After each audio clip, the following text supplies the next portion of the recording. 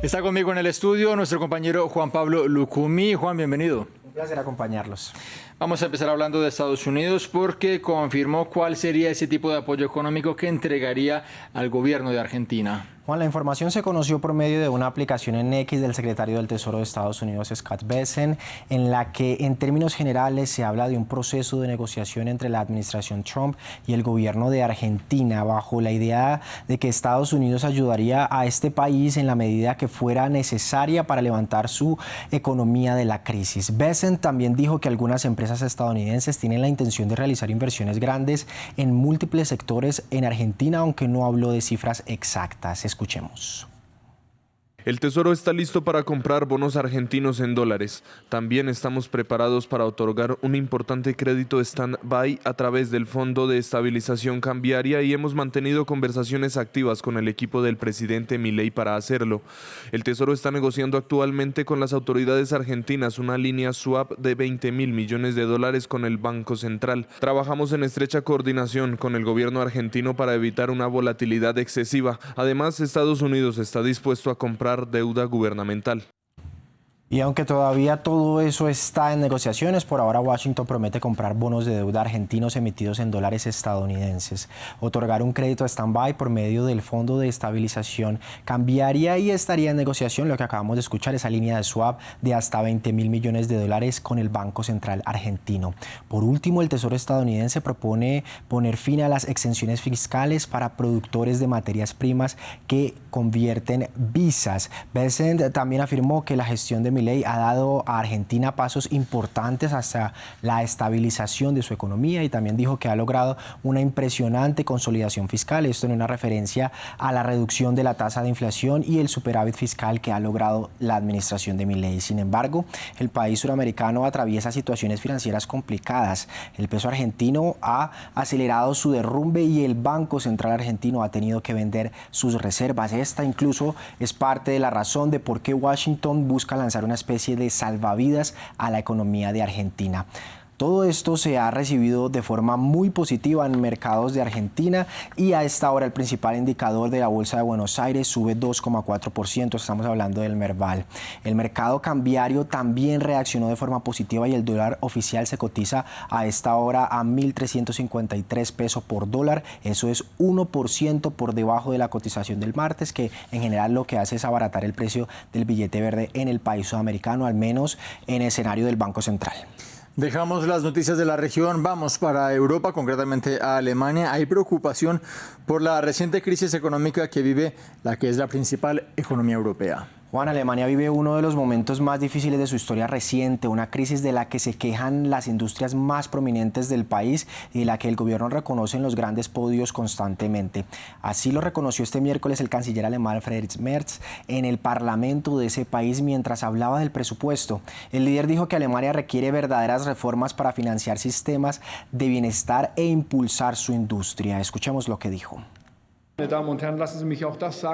Debemos tener claro que como país nos enfrentamos a una de las fases más desafiantes de nuestra historia reciente, pero no es solo nuestro país el que se enfrenta a lo que quizás sea su mayor prueba, sino también toda la comunidad de valores occidental.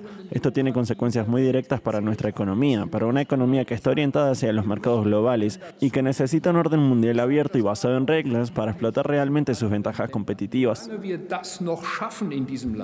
Y es que recordemos que la considerada locomotora de Europa lleva 2 años consecutivos en los que su PIB no crece y en cambio se contrae, lo que por definición deja a los hermanos en una profunda recesión. Pero además la perspectiva para este año de crecimiento es nulo, un PIB en torno al 0,0% y los datos más recientes de la economía parece que dirigen todo hacia ese punto, pues su economía se contrajo 0,3%, esto entre abril y junio de este año en comparación con el mismo periodo anterior. Pero no es solo el PIB, la inflación también ha sido obstinada y hasta ahora empieza a controlarse a los niveles objetivos del Banco Central Europeo. En 2024 cerró con un 2,2% anualizado y el dato anual más reciente, el de agosto, muestra también que los precios suben cerca del 2%. Merz y su equipo económico tienen todos estos datos no tan positivos en su cabeza, pero además los reclamos de las empresas también llegan constantemente a su despacho y esta es la respuesta que él les da a ellos. Quiero ser abierto al respecto. He mantenido numerosas conversaciones con comités de empresas, sindicatos, asociaciones de empleadores, asociaciones industriales y oficios. Todos están profundamente preocupados por las perspectivas futuras de sus empresas. La industria automotriz, la siderúrgica, la química, deben seguir siendo industrias claves para nuestra economía. Y como ese es el caso, me reuniré con estas industrias en los próximos días, así como con los sindicatos y los estados federales afectados, para discutir qué más podemos hacer para mantener estas industrias en Alemania y abrirles buenas perspectivas aquí.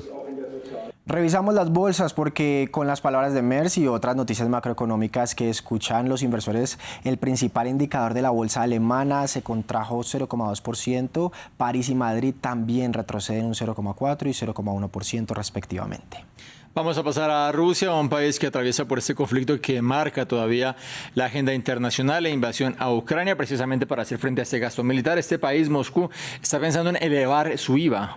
Han tenido diferentes respuestas. Hay que recordar que en su momento Rusia decía que las sanciones de Occidente no hacían mella en su economía y pues mostró signos de solidez. El Ministerio de Finanzas ahora de ese país propuso este miércoles elevar la tasa del impuesto al valor agregado desde el 20% actual hasta el 22% en 2026 para financiar el gasto militar en lo que sería el quinto año de la guerra en Ucrania. La propuesta surge mientras el presidente de Estados Unidos, Donald Trump, llamó a Rusia como el tigre de papel por luchar sin rumbo durante 3 años y medio, así lo dijo. Trump también dijo que el presidente Vladimir Putin y Rusia estaban en grandes problemas económicos. Putin, en cambio, señaló la semana pasada que estaba abierto a aumentar ciertos impuestos para poder subsistir económicamente durante la guerra, poniendo como ejemplo a Washington, que había aumentado los impuestos a los más ricos durante las guerras de Vietnam y Corea, y dijo que planean hacer algo similar. El IVA representó el 37% de los ingresos del presupuesto federal de Rusia, esto el año pasado, y los analistas consultados por Reuters estiman que el aumento generaría alrededor de 11.900 millones de dólares en ingresos adicionales a las arcas rusas. Estamos hablando en el periodo ahora con este aumento que esperan hacer. Vamos a escuchar a el portavoz del Kremlin.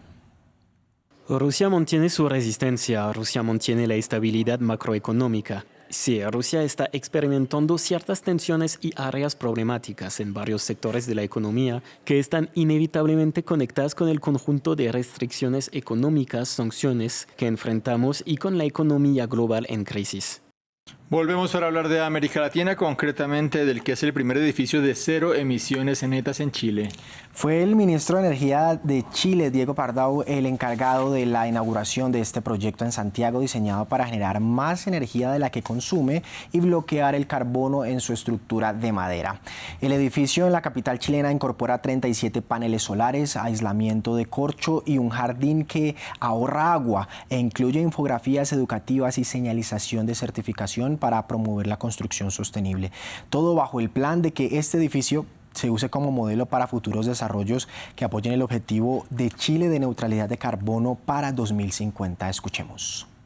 Este edificio es no solamente carbono net cero, sino también energía net cero. Esto implica, energía net cero implica que tenemos los 37 paneles solares que generan más energía de la que consumimos. Eso es net cero energía. Pero net cero carbono implica que estamos reduciendo las emisiones de carbono también no solamente operacionales, sino también las incorporadas en el edificio. Este es un edificio de madera que logra capturar y almacenar carbono en su estructura. Innovación y sostenibilidad. Juan Pablo Lucumí, muchísimas gracias. Con este tema, Santiago, aquí cerramos. Nosotros vamos a continuar en el mundo ahora con la información. Llegó el momento de